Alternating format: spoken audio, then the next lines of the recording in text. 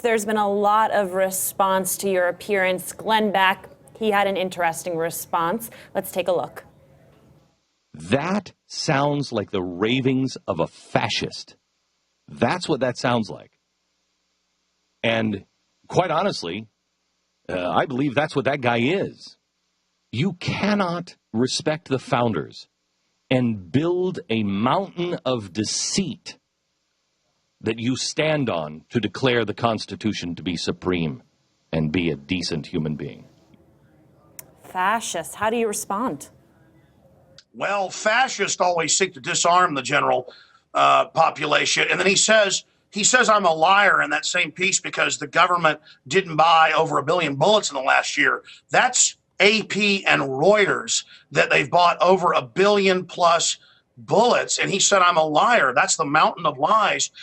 He did a piece saying I'm a liar about FEMA camps, even though it's in the Emergency Centers Establishment Act, admits they're already there. The Civilian Inmate Labor Camp Program, I'm giving people real names. The Army Manual, just type in Army Manual Re-Education Center, and it talks about it all, army.mil. But he thinks his audience is stupid. He's a gatekeeper. He's the guy.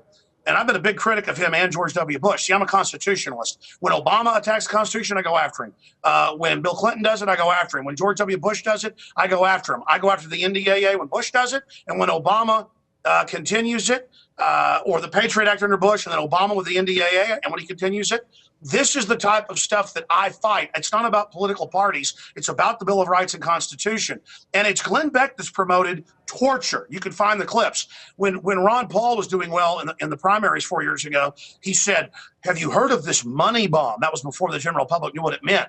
That's Ron Paul supporters planning to blow things up. I think the army should be used against them. I mean, come on. Glenn Beck has basically taken my research. Rolling Stone did a big article about it, New York Magazine. 5 years ago, he said everything I talked about was a lie. He's taken the stuff that I put out that's true, reworked it, re-engineered it, neoconned it, and then rolled it out later. So he's mad that I'm getting on hundreds of stations. He's mad that I'm getting attention. I mean, I'm not here trying to be numero uno like Glenn Beck. I'm here trying to save our Bill of Rights and Constitution. And the government is arming to the teeth against the American people with the 1.6 billion bullets, with the armored vehicles, with the checkpoints, with the highway checkpoints, with the TSA sticking their hands down our pants, with the warrantless wiretapping. Alex, to that point, we have questions coming in from the community. I want to make sure that we keep moving forward. Senior Mason wants to know what you think of Glenn Beck's sudden pivot to libertarians in light of the way he treated Ron Paul during the debates.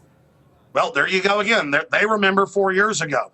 A libertarian is a real liberal. Thomas Jefferson is a liberal. Freedom for everybody, Second Amendment, property rights, leave people alone, let them live the way they want to live. That's a liberty person. That's a libertarian. And Glenn Beck knows the Republican Party is dying.